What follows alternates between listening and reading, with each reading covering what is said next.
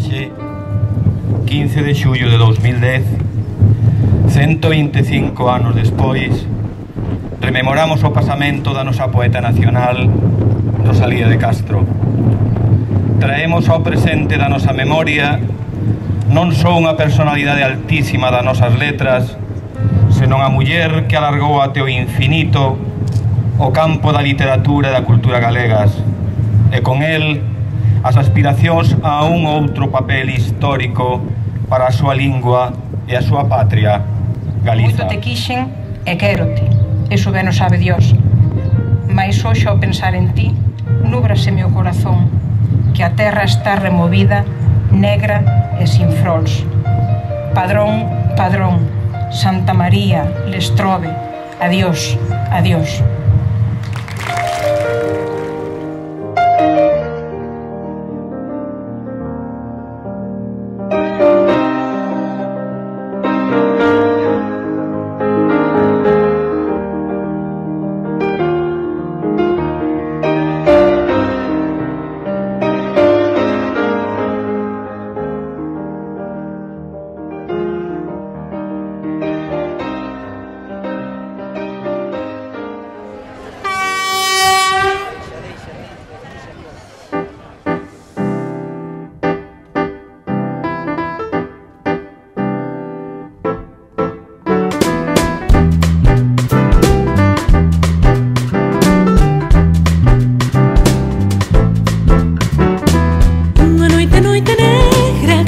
Pesares que teño, noite filla das sobrisas, alas que estenden os medos, hora en que cantan os galos, hora en que xemen os ventos, en que as megas bailan, bailan xuntas co demo primeiro.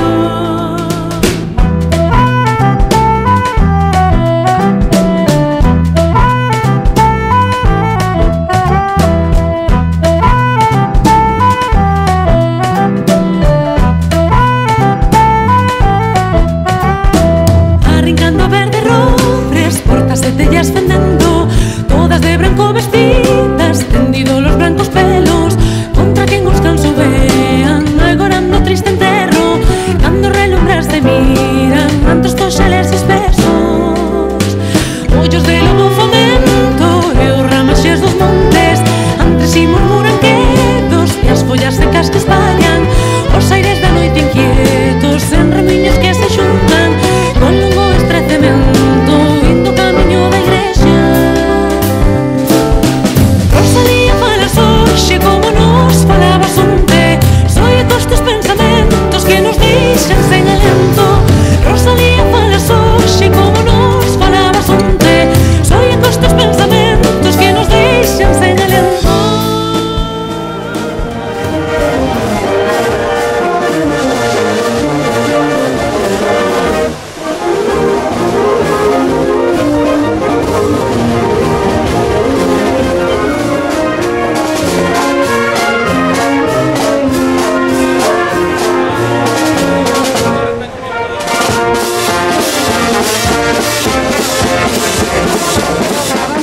De Música de Rianxo recibiu con orgullo festivo esta comitiva na estación de ferrocarril Compostelá, como hai 125 anos se fixo para recibir o corpo de Rosalía de Castro, e os membros da Asociación de Gaiteiros Galegos encabezaron os pasos desta Galiza humana, multitudinaria, plural e conscientemente viva, que quere permanecer experta e coa ollada atenta nos seus referentes nacionais. Nacín cando as plantas nacen, no mes das froles nacín, nunha alborada mainiña, nunha alborada de abril.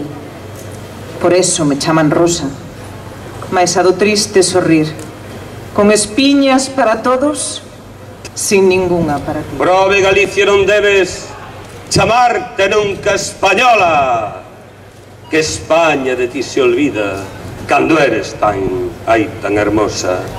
Cal si a infamia naceras, torpe de ti se avergonza, e erai que un fillo despresa, nai sin corazón se nota. Castellanos de Castilla, tratade ben os gallegos. Cando van, van como rosas. Cando ven, ven como negros. Aló van, malpocariños, todos de esperanzas cheios, e volven aí, sin ventura, con un caudal de desprezos. Van probes e tornan probes, van sans e tornan enfermos, que anqueles son como rosas, tratádelos como negros.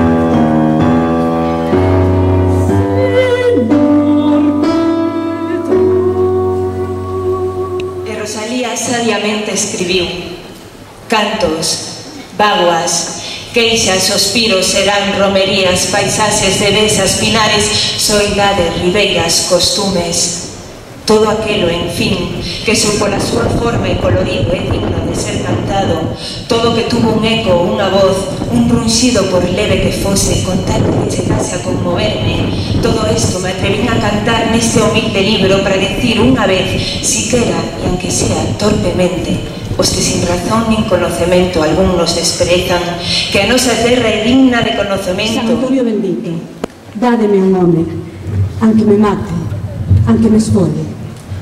Meu santo San Antonio, daime un homiño, aunque o tamaño teña dun grande millo. Daime, meu santo, aunque os pés teña coxos, mancos os brazos. Unha muller sin home, santo bendito, e corpiño sin alma, festa sin trigo, pa un viradoiro que onde queira que vaya, troncho que troncho. Mais, entendo un homiño, virse do carne, non hai mundo que chegue para un folgarse. Que zambo ou trenco, sempre é bo ter un home para un remedio. Estar o moucho en riba daquel penedo. Non se teño medo, moucho. Moucho, non se teño medo. Escribo, para que? Volvede ao máis fondo da alma tempestosas imaxes e de amorar cas mortas relembranzas, que a man tremborosa no papel só escriba palabras e palabras e palabras.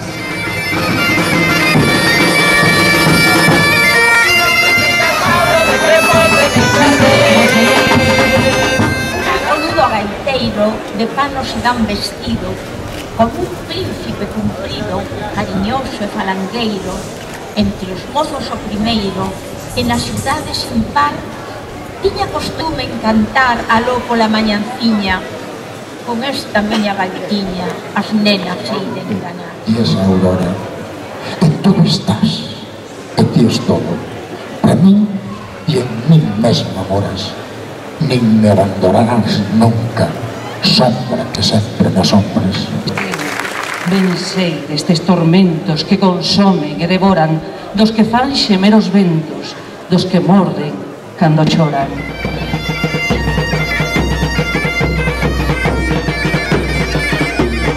Así, hoxe, vimos aquí, en honra á muller que coa súa obra, coas súas mans luminosas, coa súa palabra, sostivo a lingua galega contra o silencio que era fillo dunha escuridade de séculos.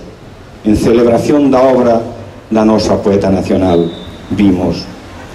Para que non poida ser cuberto o corpo vivo da súa obra por un novo sudario de silencio, vimos hoxe a Bonaval.